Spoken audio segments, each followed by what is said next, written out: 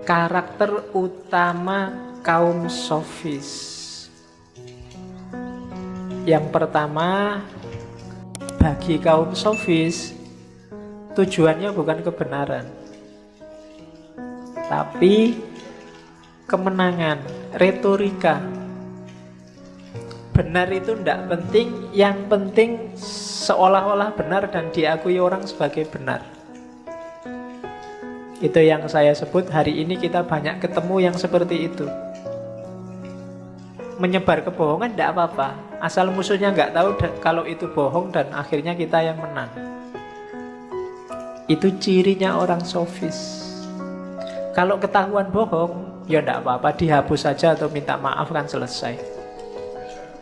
Kalau nggak ketahuan kan lumayan. Nah, itu gayanya orang sofis. Tidak penting kebenaran. Yang penting dia kelihatan benar terus, kelihatan pinter terus, sehingga orang percaya padanya dan nanti anaknya disekolahkan padanya,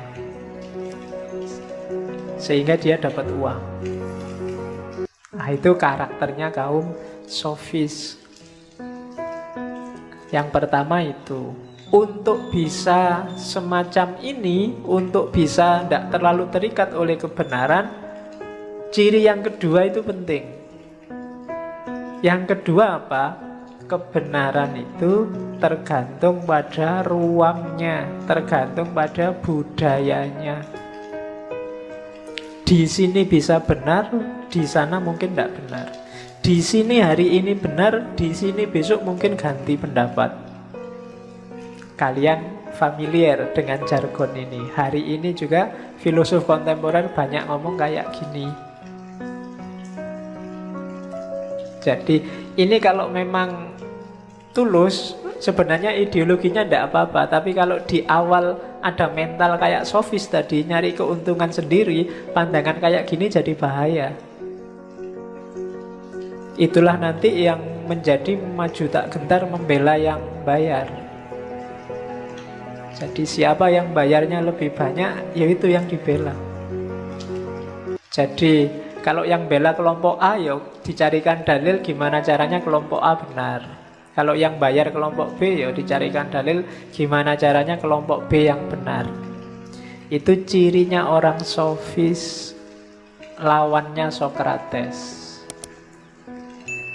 Yang ketiga, tidak ada kebenaran yang absolut. Setiap kebenaran tergantung. Itu nanti yang namanya relatif. Bahkan nanti bagi Gorgias, pengetahuan manusia itu sebenarnya juga tidak jelas. Kamu ketahui mungkin, misalnya minum. Saya minum dan kamu tahu saya sedang minum. Tapi kalau pakai argumennya Gorgias nanti pengetahuanmu tentang saya minum itu perlu diragukan juga. Meskipun kamu lihat sendiri saya minum, nanti dia punya argumen. Yang kamu anggap ada, itu mungkin saja nggak ada. Seandainya memang ada, pengetahuannya mungkin tidak ada.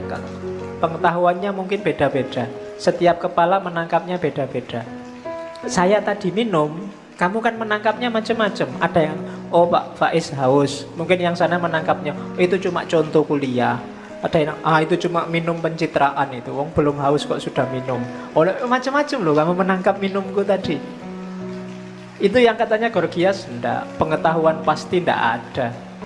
Bisa jadi kamu benar semua atau salah semua. Bahkan pengetahuanku sendiri tentang minumku juga mungkin juga enggak pas. Karena aku yang tadi sama aku yang sekarang mungkin sudah berubah.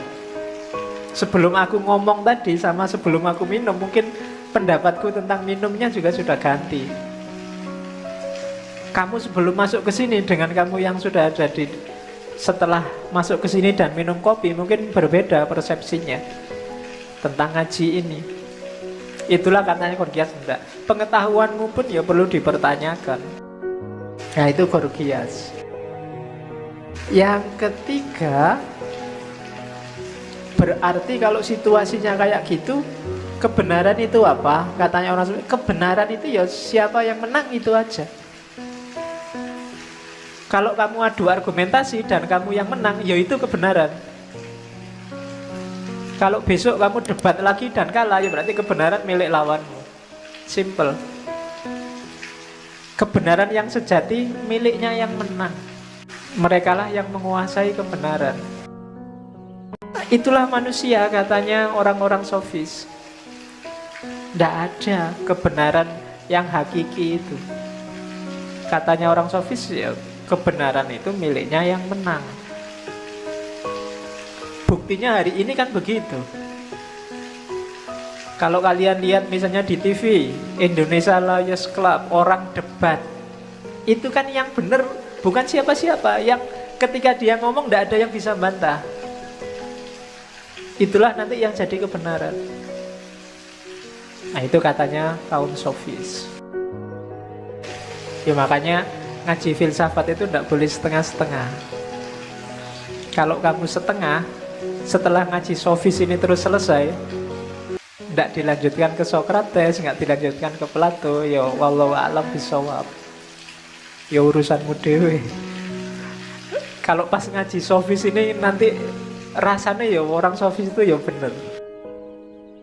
Yo itulah akalnya manusia. Berarti apa? Bukan berarti bahwa sofis mesti salah atau sofis mesti benar. Pandangannya orang sofis ini benar kalau kamu pas makainya, ruang dan waktunya cocok, maka dia bisa dipakai. Katanya Plato, orang-orang sofis ini penting loh kalau kita ingin membebaskan diri misalnya dari dogma-dogma, dari kebenaran-kebenaran. Oh itu bisa pakai sofis, enak. Kamu gak terjebak oleh ideologisasi. Nah di level ini senjata yang namanya sofis itu bisa kita pakai.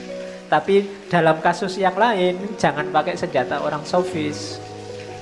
Itu yang saya bilang, pemikiran itu posisikan kayak senjata. Kalau waktu makan ya pakai sendok, jangan pakai celurit.